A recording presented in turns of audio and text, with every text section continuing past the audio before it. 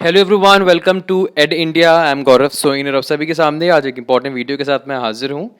And this important video is regarding difference between FDI, FPI and FII, foreign direct investment, foreign portfolio investment and foreign institutional investors. इससे पहले वाली video में मैंने foreign direct investment के बारे में complete आपको meaning, methods, types and it's expected multiple choice questions बताए हुए हैं।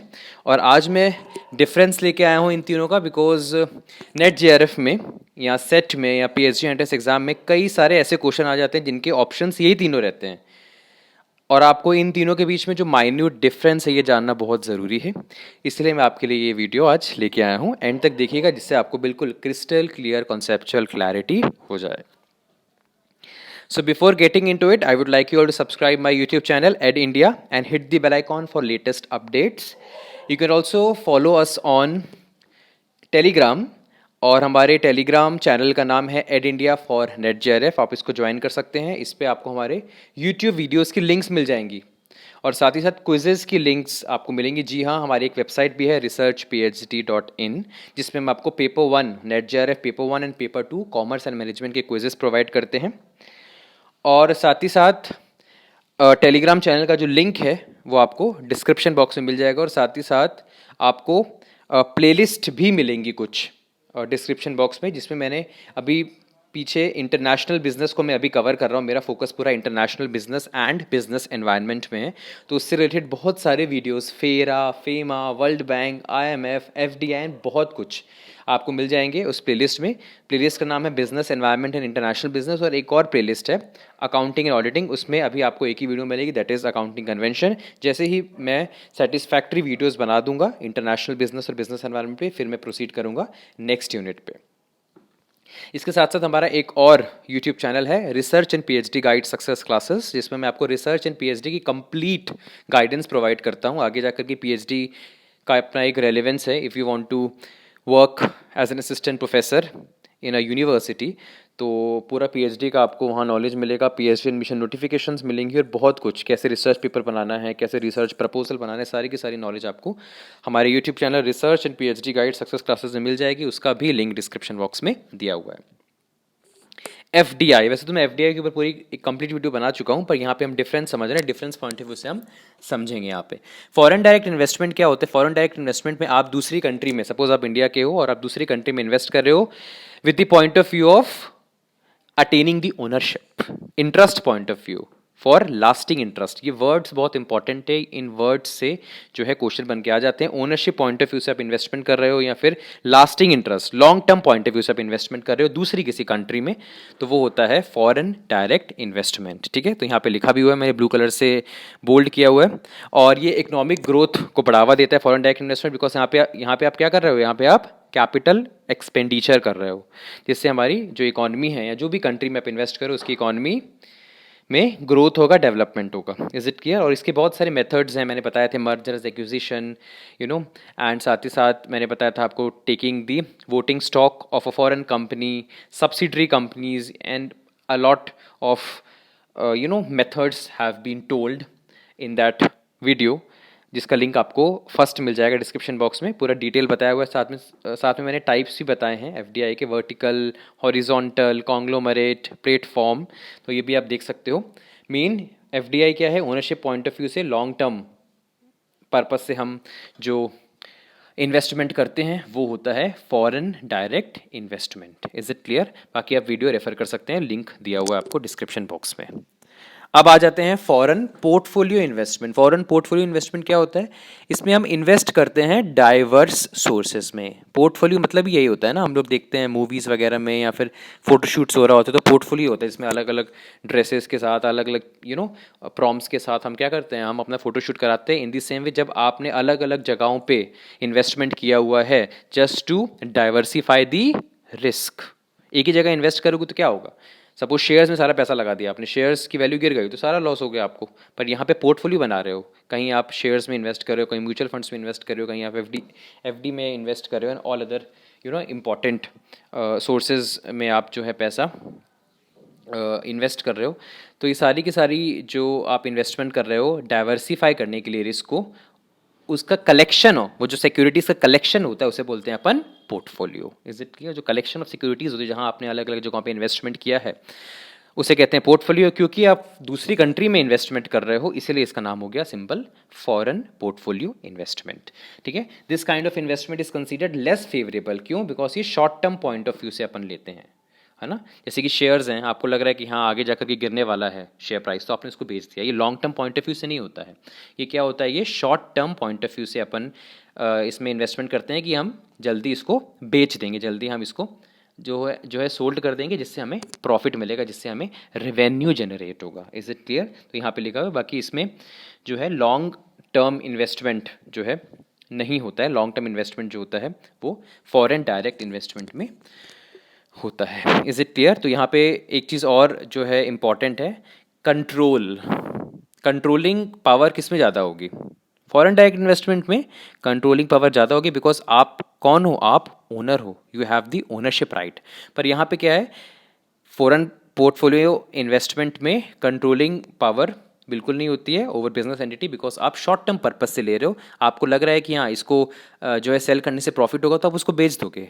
आप उसको long term point of view से नहीं खरीदते हो, short term point of view से खरीदते हो। जैसे आपको लग रहा है कि 4 पैसे मिलने वाले हैं, आप इसको बेच दोगे। ये होता है foreign portfolio investment. Portfolio means collection of securities जहां जहां आपने पैसा इन्वेस्ट किया है, just to diversify risk.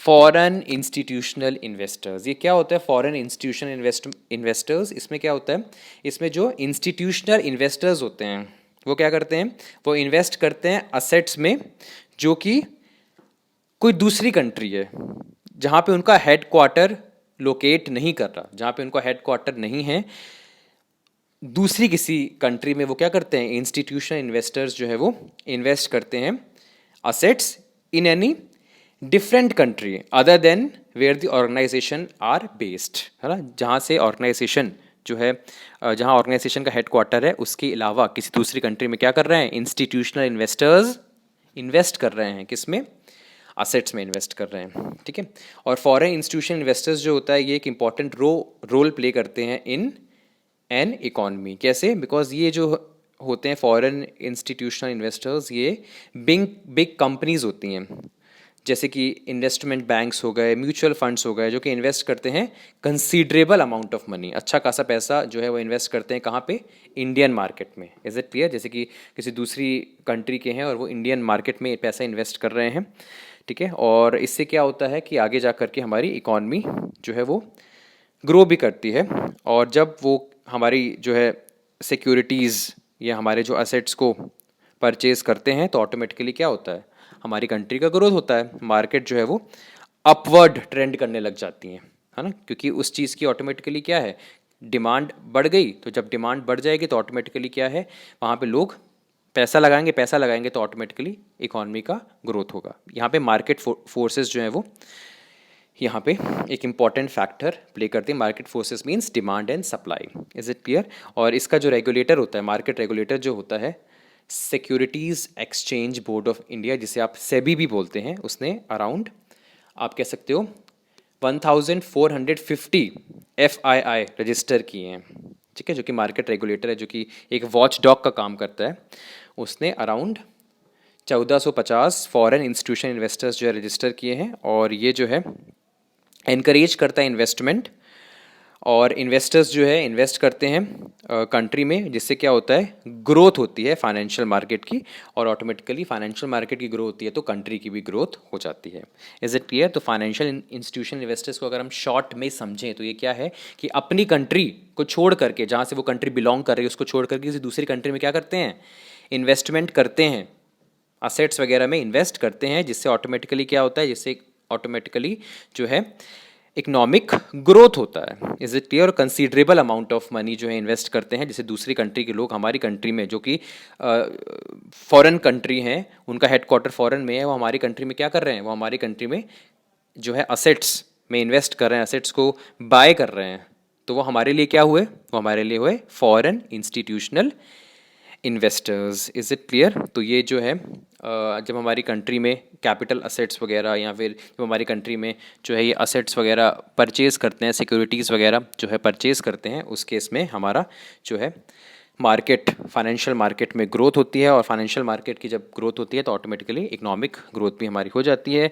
Securities exchange board of India ने around 1450 foreign institution investors register किए हैं, जो कि एनकरेज करते हैं इन्वेस्टमेंट को, दूसरी कंट्री में इन्वेस्ट करते हैं, और जिससे ग्रोथ हो जाती है इकोनॉमी की। Is it clear? तो ये पूरा यहाँ पे लिखा हुआ है, जो कि मैंने आपको शॉर्ट में बता दिया है। अब आ जाते हैं इसके डिफरेंस में, पूरा आप पढ़ सकते हैं, ये मैंने आपको अपनी लैंग्वेज बता दिया है। अगर रीड ही करना होता तो आपको मैं स्लाइड ही फॉरवर्ड कर देता, बट मैंने इजी लैंग्वेज में आपको समझाने की कोशिश की है। दूसरी कंट्री के लोग हमारी कंट्री में जब इन्वेस्टमेंट कर रहे हैं कंसीडरेबल अमाउंट, तो वो होते हैं हमारे लिए फॉरेन इंस्टीट्यूशनल इन्वेस्टर्स। डिफरेंस देख लेते हैं FII और FDI का। वैसे तो पूरा हमने पढ़ा हुआ है, मेन मुझे ये बताना था, ये वाला थर्ड पॉइंट जो आपको दिख रहा है यहाँ पे, ये तो हमको पता है फुल फॉर्म क्या है, ये भी पता है कि मैंने फॉरेन इंडिविजुअल और a company invest into Indian company, है ना। जब भी फॉरेन कंपनी डायरेक्टली इन्वेस्ट करती है तो वो FDI कहलाती है। जब फॉरेन कंपनी या कोई कंपनी या इंडिविजुअल इन्वेस्ट करते हैं इंडियन कंपनी में तो FPI और FI कहलाता है। ठीक है, आपको वैसे माइन्यूट जो है डिफरेंस FII और FPI में समझ में आ गया होगा। Is it clear? FPI is to diversify risk, अलग अलग सोर्सेज में वो जो है इन्वेस्ट करते हैं with the point of view of generating revenue, और FII जो होते हैं वो इकोनॉमिक ग्रोथ करते हैं, बिकॉज वो जो है इन्वेस्ट करते हैं हमारी कंट्री में, असेट्स वगैरह परचेज करते हैं, और जो है इससे हमारी जो है फाइनेंशियल मार्केट में भी ग्रोथ हो जाती है। और ये मेन चीज़ थी third point, FII holds up to 10% share of an Indian company. 10% share ही उनको क्या करने हैं, उनको होल्ड करने हैं FII को। Hold more than 10% share of an Indian company, more than 10% अगर आप कर रहे हो, 30% 40%, तो आप FDI कर रहे हो। 10% तक कर रहे हो आप, जैसे कि आप 9% कर रहे हो या 7% कर रहे हो, तो वो FII है। What about FPI? When a investor or a firm invest in multiple sectors of in India, अलग अलग जगहों पे वो इन्वेस्ट कर रहा है, FD में कर रहा है, शेयर्स खरीद रहा है, म्यूचुअल फंड्स खरीद रहा है, SIP वगैरह इन्वेस्ट कर रहा है, और ना जाने कितनी सारी चीज़ें।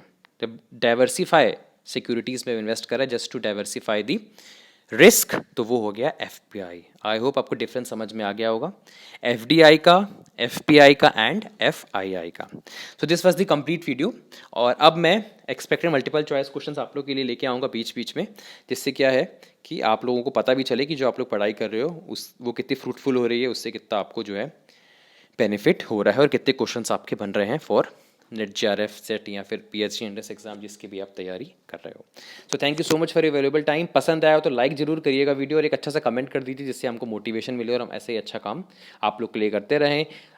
Knowledgeable content free of cost में प्रोवाइड कर रहे हैं हम आपको, इसलिए शेयर करिए ज़्यादा से ज़्यादा लोगों को पता चले और उनका भी भला हो और उनको नॉलेज गेन हो, बिकॉज हमारे चैनल का ऑब्जेक्टिव यही है, crystal clear conceptual clarity. Thank you so much, मिलते हैं नेक्स्ट वीडियो में। Have a very nice day ahead and stay safe.